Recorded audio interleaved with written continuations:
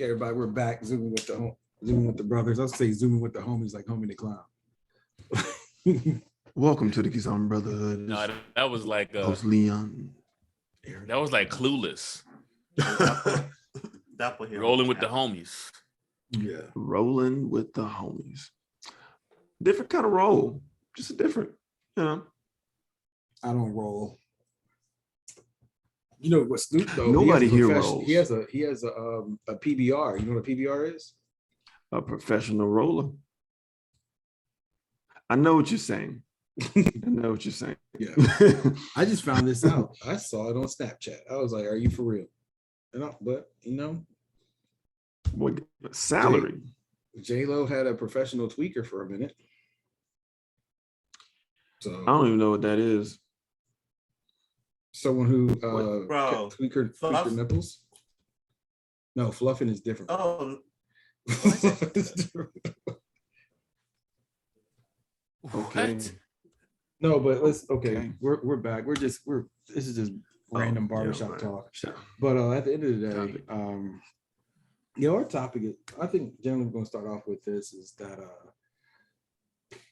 is dance therapy? Can dance be used as therapy or whatever? Or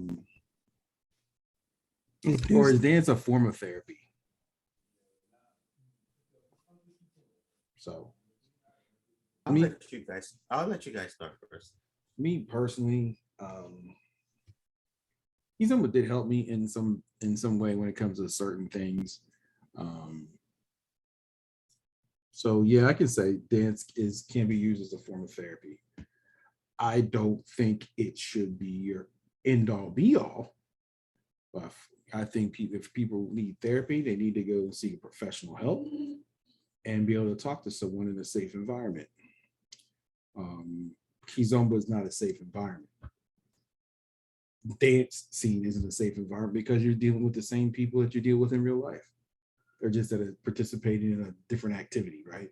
So I think it can help with therapy as a form of therapy, but it should be taken along with. If you're going to do that, you need to also be seeing and speaking with a therapist as well.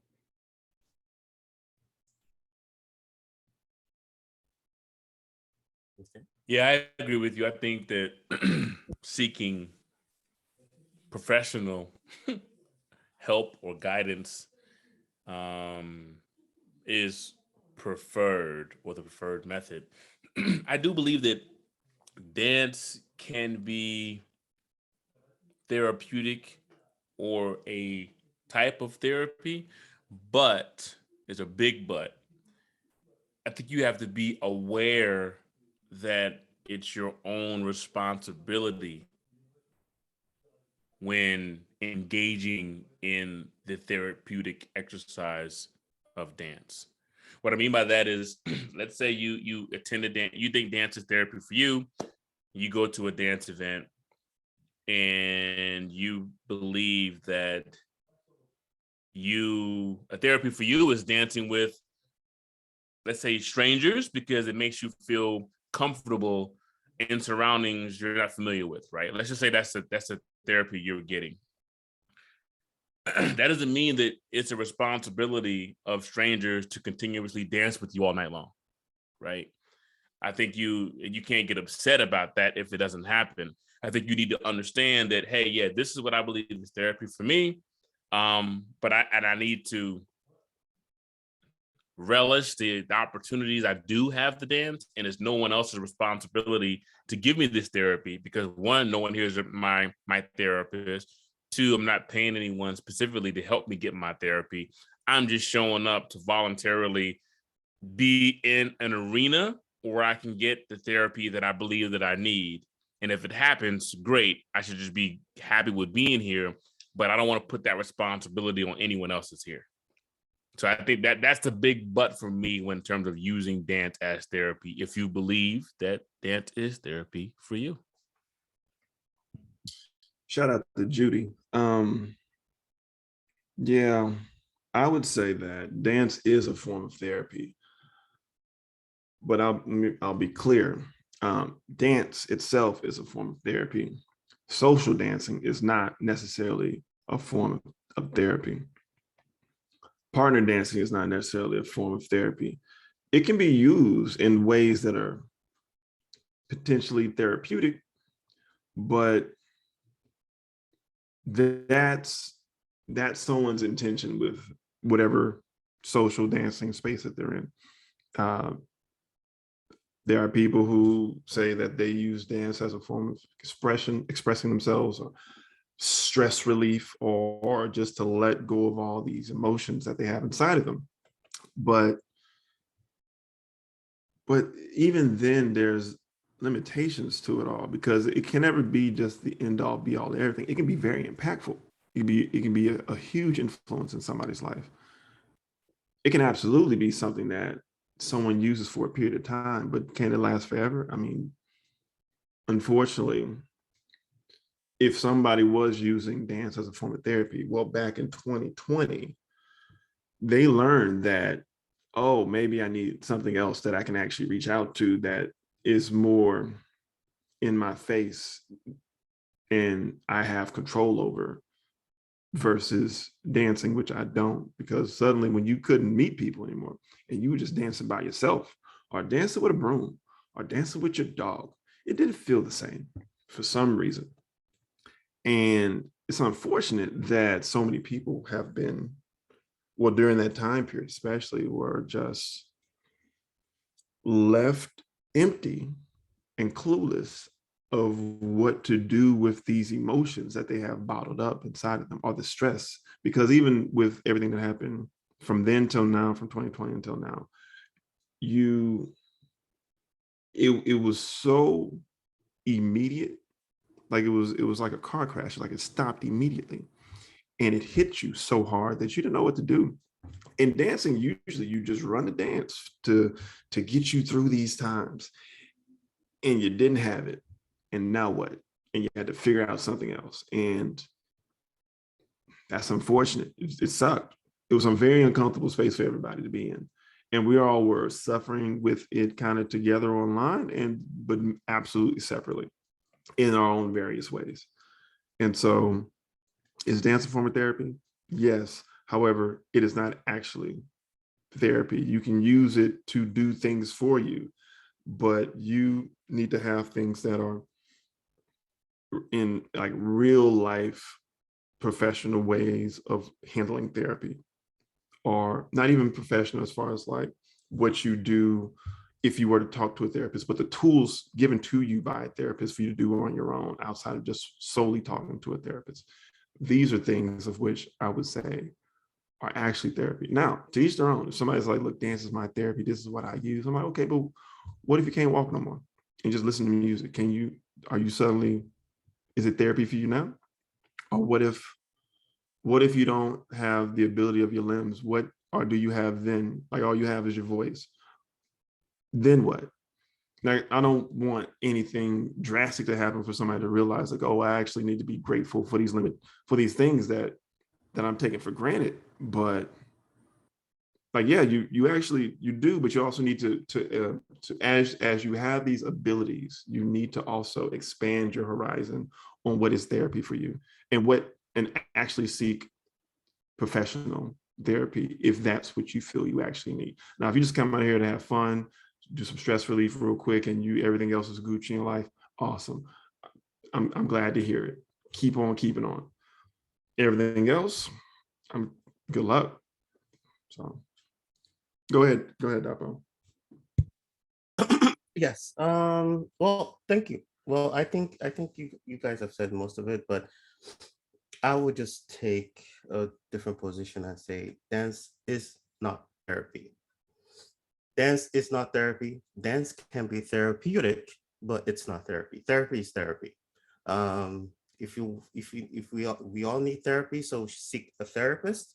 We should not necessarily use dance as therapy. You should be prescribed by a professional what you need to do, the tools you need to do, and they'll definitely take into account your hobbies, whether you dance or stuff like that, and they'll figure out ways whereby they can make it as part of your therapy, your therapeutic journey. Um, why I say that is because it's been popularized that dance is therapy.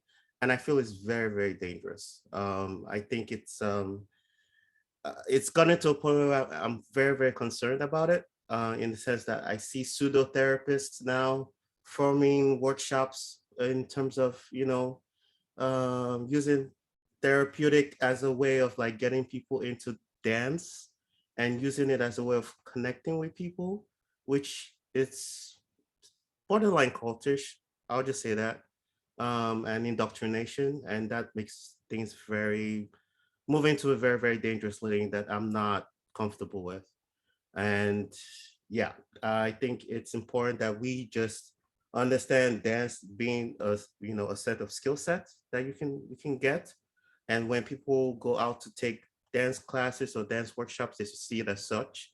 And yes, you can have camaraderie, you can have all these things, but engaging, dipping into that therapy, like exercise, like or trying to exercise something with dance, that's dangerous waters. And I think a lot of the issues in dance is because a lot of those happen, and that's why we get into a lot of issues in dance with we when it comes to the worship of instructors, all that kind of things, because people get very attached and don't see it as just dance. You know what? I agree with you, Doc, but I want to change mine. Instead of saying it's therapy, it to be kind of more aligned with what I said. Dance can be very therapeutic, but it's not a replacement for therapy, right? Therapy for a professional. I'll say that because now I thought about what Eric was saying, with some people, and I've seen some people kind of offload their BS or offload their own baggage on other people in the dance scene. We're expected to really care about your own shit because everybody else has their own stuff. You know what I'm saying? So it's like it's not really fair, to do that to other people. And yeah, seeing the pseudo therapy sessions and some festivals that are gauged or marketed kind of as such, Mhm. it is a slippery, I believe it's a slippery slope. Yes. Yeah. I'm not saying, I think it's a slippery slope in the sense whereby you, because that's where we draw the line of, that's where we come into the point of responsibilities also, right?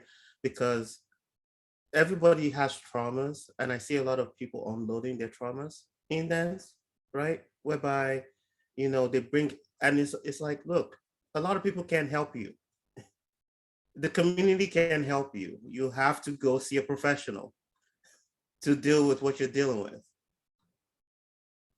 Do you understand what I'm trying to say? And then putting that responsibility on the community to help one person, because we're very, very complex. Everybody's very, very complex.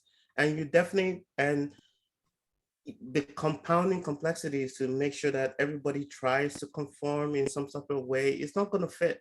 It doesn't fit. Therapy is not a one size fits all solution. So you can't expect dance to do that for you, or people in the dance community to do that for you.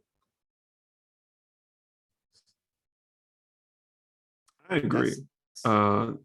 You said something, because from the new Kendrick Lamar album, he has a line in one of his songs that says, Kendrick is not your savior, Cole is not your savior, Drake is not your savior. And for those who have actually listened to that album front to back, it's probably aligns with this topic even more so, because it was all about expressing one's traumas and in a very artistic way, but also letting it be known that the tools out there to utilize that are actually, that's therapy itself. Yes, I agree with Dapo. Correct. There's no one size fits all. I'm pretty sure for all of us in the past, we've all used something as a form of quote unquote therapy, but no, it was just therapeutic. And also, a lot of times it can just be a distraction for us, and for us to use it as a way of not actually dealing with our real issues, Or not actually escapism. talking to, escapism also, like not actually, you don't want to talk it out loud.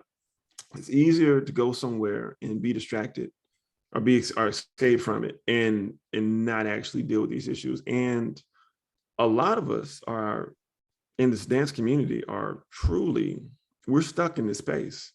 It's easier to be in this space and to interact with people and other humans than it is to actually gain the tools to be a real social human being in the real world.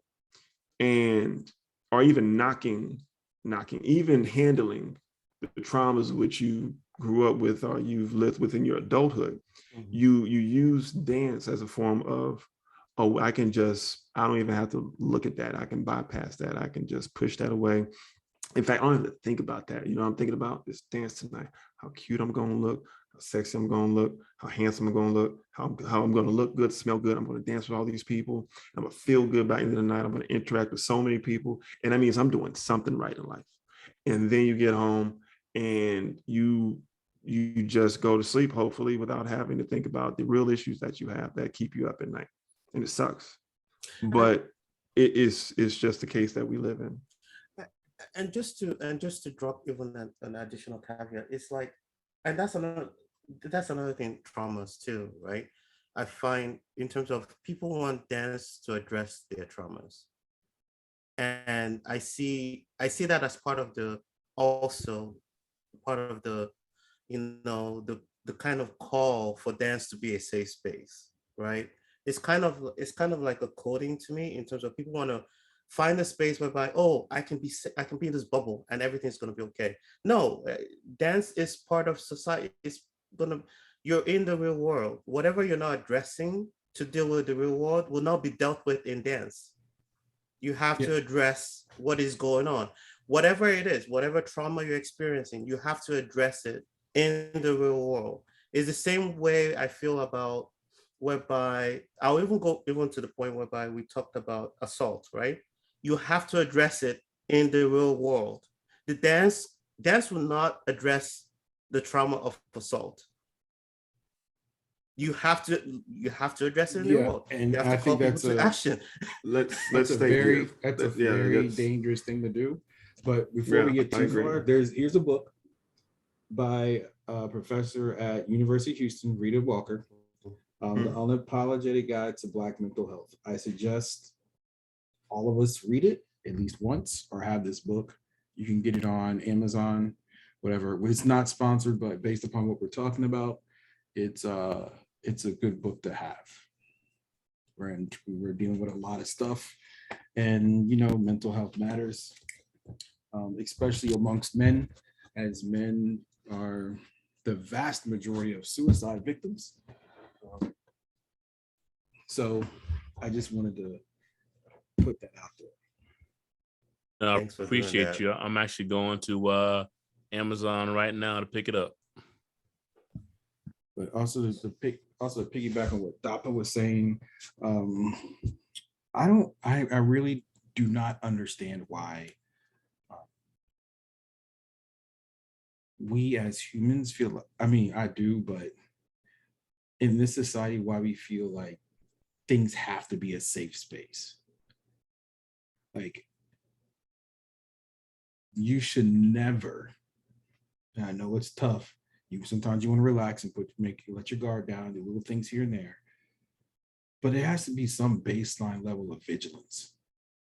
And the overall responsibility for you to handle your shit is on you. Like, no one's coming to save you. Like, in this Disney thing that some dude's gonna come up and save somebody. No, not in today's society. Like, we need to be able to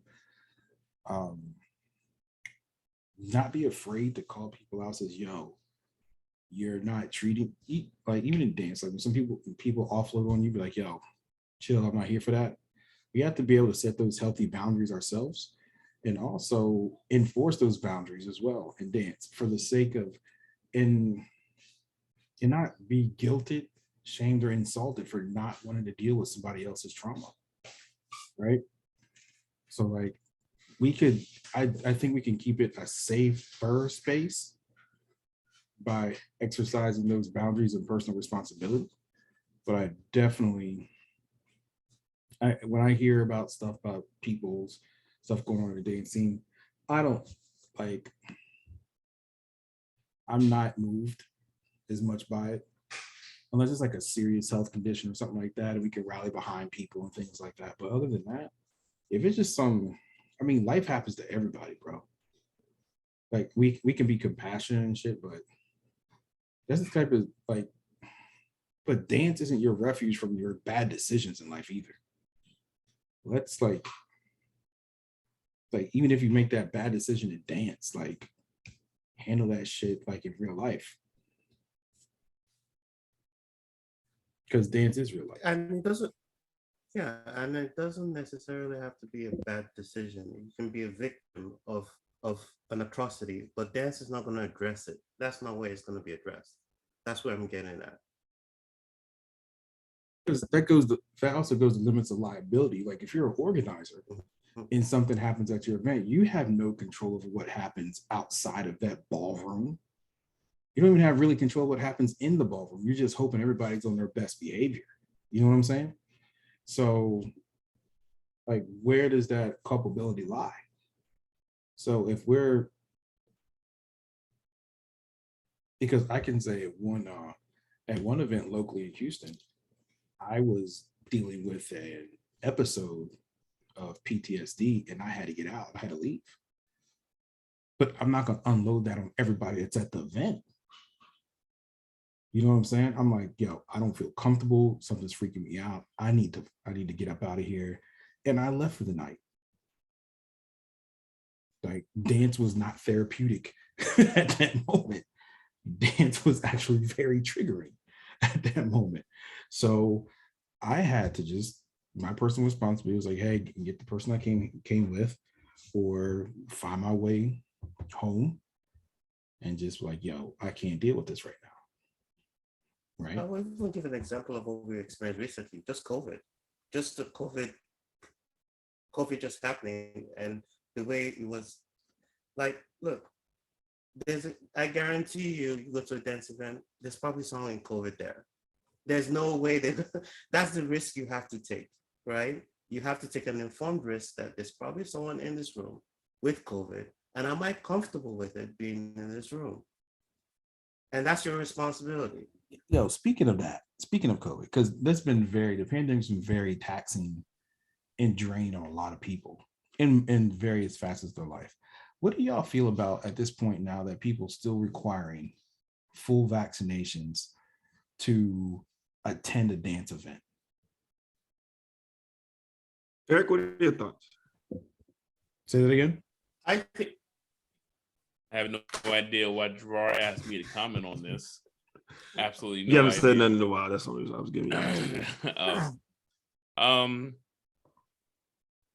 I don't know. I mean, I haven't seen it. Steel City has it. For this year? It's like coming up? It's still in the website. Yeah, that may be from last year though, because it's still what 6 weeks away, 7 weeks away. I'm not sure. I think that has to do more so with Pittsburgh itself, like Pennsylvania. Yeah, I think more so than different. just the actual yes, event.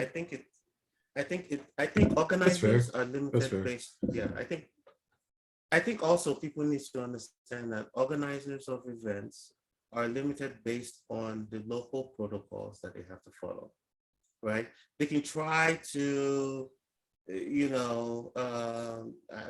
what I don't like, for example, follow your local protocol and guidelines.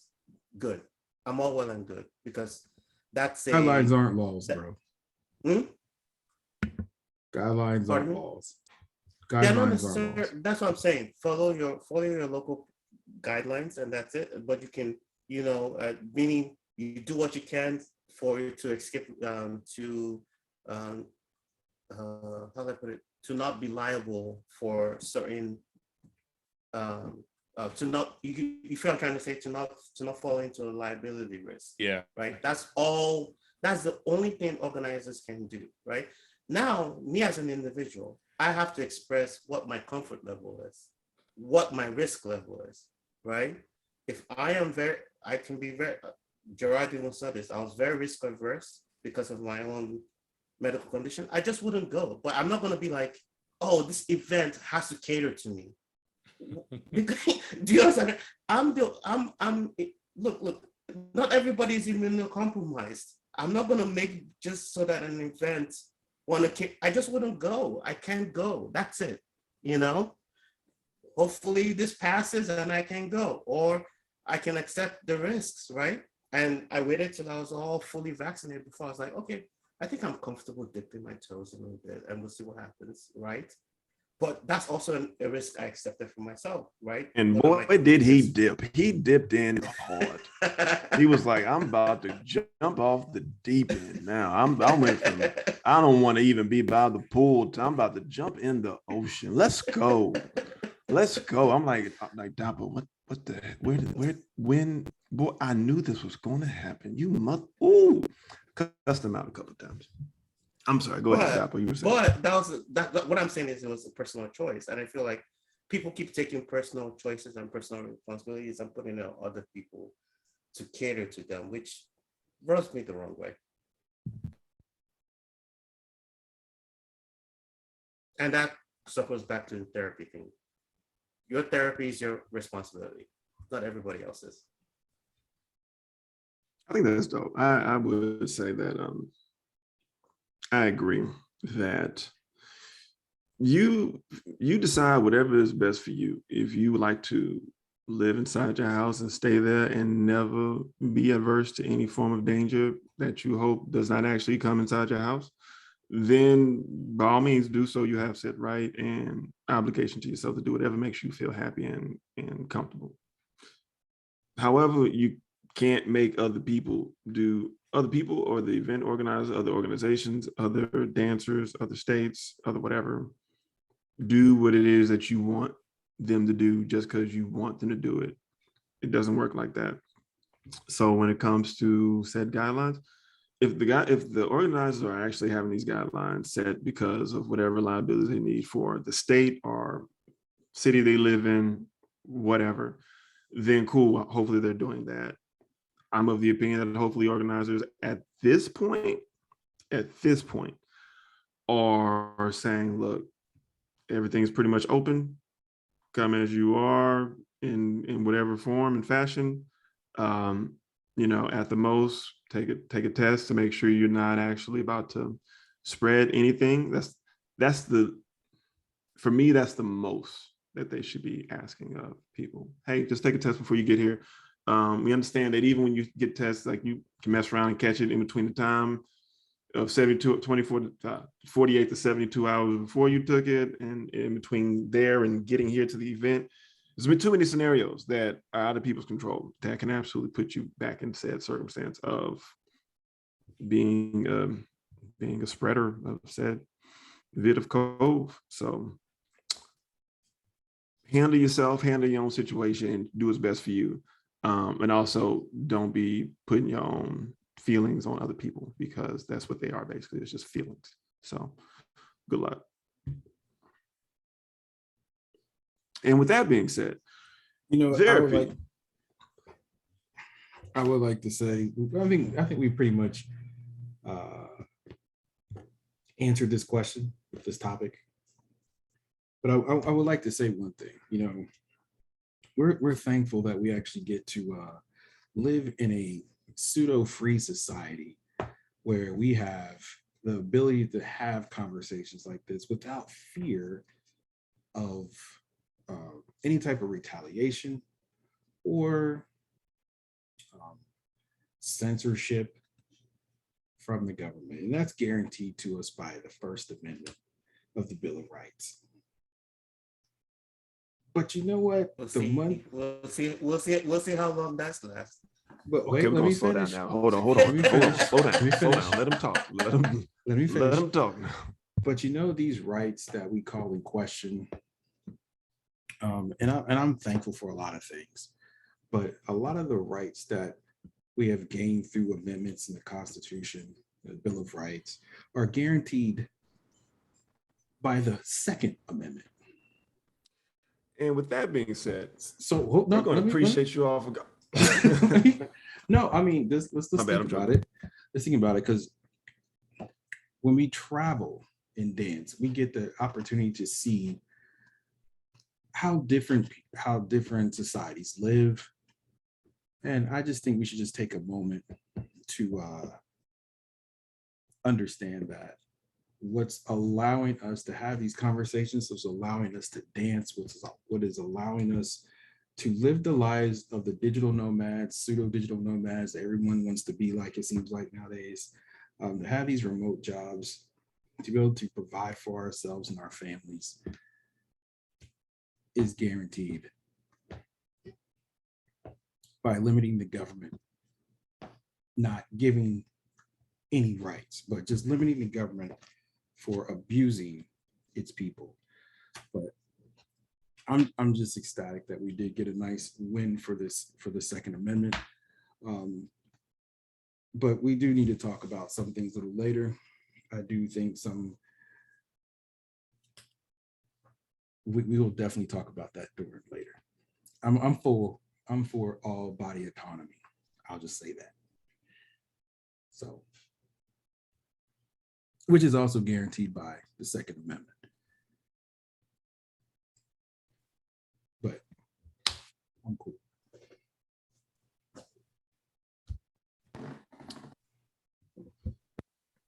Dance is not therapy. It's therapeutic. It is not therapy. Please seek a professional.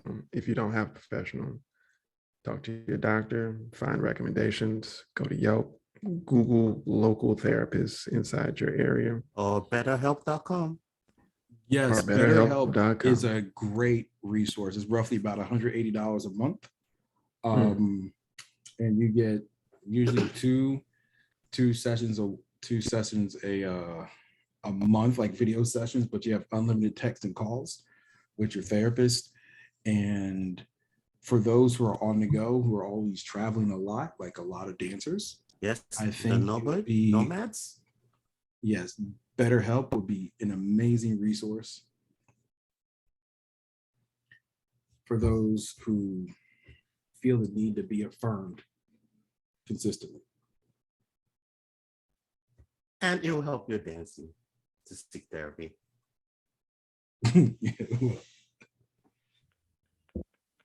I disagree. If you're good, if you're healed to some extent, focusing on dancing will help your dancing.